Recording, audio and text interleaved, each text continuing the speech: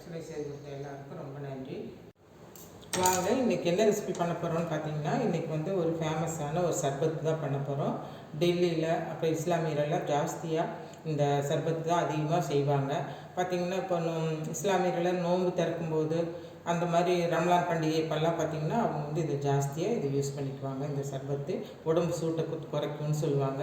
அந்த சர்பத் வந்து என்னன்னு பார்த்திங்கன்னா மொஹபத் கா சர்பத். இதை வந்து நம்ம எப்படி செய்யறது அப்படிங்கிறத பார்க்கலாம் வாங்க. இந்த அளவுக்கு ஒரு வாட்டர் மிலான் எடுத்திருக்கேன். இப்போ இந்த வாட்டர் மிலான் வந்து பார்த்திங்கன்னா நம்ம சீடு இருந்தாலும் பரவாயில்ல, நம்ம வந்து 1-2 கட் பண்ணி நம்ம மிக்சியில் தான் அரைக்க போகிறோம். அது எப்படி அரைக்கிறதுன்னு காட்டுறோம். ஃபஸ்ட்டு வந்து இப்படி கட் பண்ணி எடுத்துக்கலாங்க.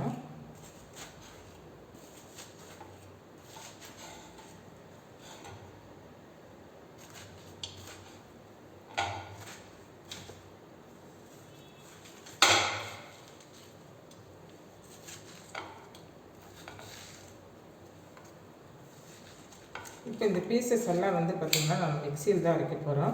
சீட்ஸ் இருந்தாலும் பரவாயில்ல, அப்புறம் நம்ம வடிகட்டியில் வடிகட்டிக்கலாம். வாட்டர் மிலனெல்லாம் கட் பண்ணியாச்சு. சீடு இருந்தாலும் பரவாயில்ல. இப்போ இதெல்லாம் நம்ம ஒரு மிக்சி ஜாருக்கு சேர்த்துக்கலாங்க.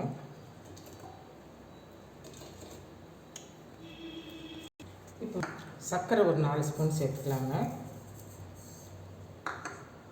அப்புறம் கலருக்காக வேண்டி சர்பத்துக்கெல்லாம் ஊற்றுவோம் இல்லைங்களா, சிரப்பு, அந்த மாதிரி சிரப்பு இருந்ததுன்னா ரோஸ் கலர் சிரப்பு இருந்தால் இது கூட நீங்கள் 2 ஸ்பூன் சேர்த்துக்கலாம். நான் எனக்கு இங்கே பக்கத்தில் கிடைக்காதனால நான் அதுக்கு வந்து கலருக்காக வேண்டி பீட்ரூட் சேர்த்துக்கிறேன். பீட்ரூட்ஸ் ஒன்றும் அந்த மாதிரி வித்தியாசமான வாசமெல்லாம் ஒன்றும் வராது, சூப்பராக இருக்கும். இப்போ இதெல்லாமே தண்ணி ஊற்றாமல் நான் மிக்சியில் அரைச்சிட்டு வந்துடுறேங்க. இப்போ பாருங்கள், மிக்சியில் அரைச்சிட்டு வந்தாச்சு. இப்போ இதை நம்ம வடிகட்டிக்கலாம்.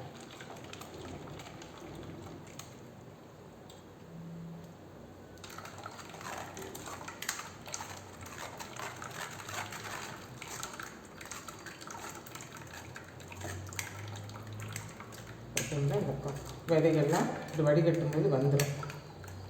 வடிகட்டி எடுத்து வச்சாச்சுங்க. இப்போ அதுக்கு மேலே போடுறதுக்கு நம்ம இன்னும் கொஞ்சம் வாட்டர் மிலான் கட் பண்ணி ரொம்ப பொடி பொடி பீஸாக சீட்ஸ் இல்லாமல் எடுத்துக்கணுங்க.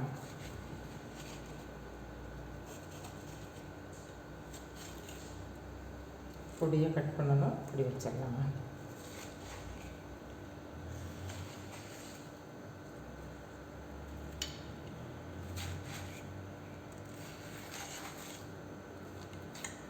இப்போ பாருங்கள், இந்த சீட்ஸ் எல்லாம் எடுத்துட்டுங்க.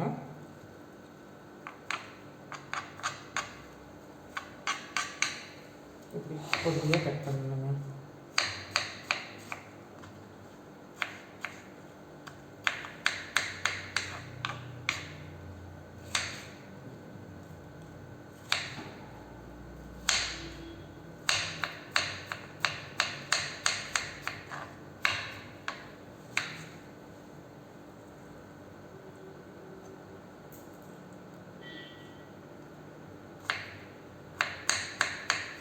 இப்படி எல்லா பழமும் நம்ம கட் பண்ணிக்கலாங்க.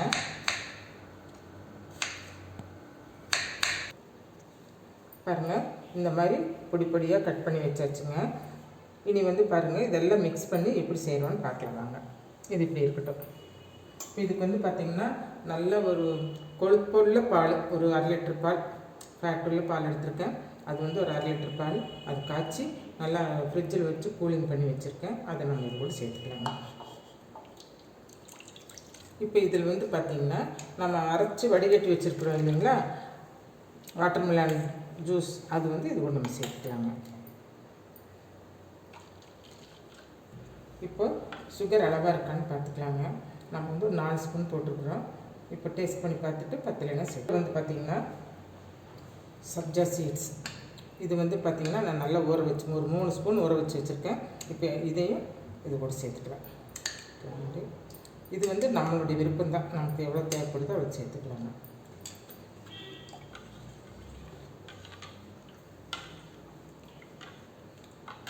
வச்சு வாட்டர் மிலான் இது கூட சேர்த்துக்கலாங்க.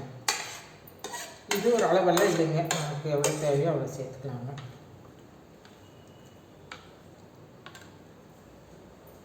இப்போ இதில் வந்து ஐஸ் கியூப் சேர்த்துக்கலாங்க.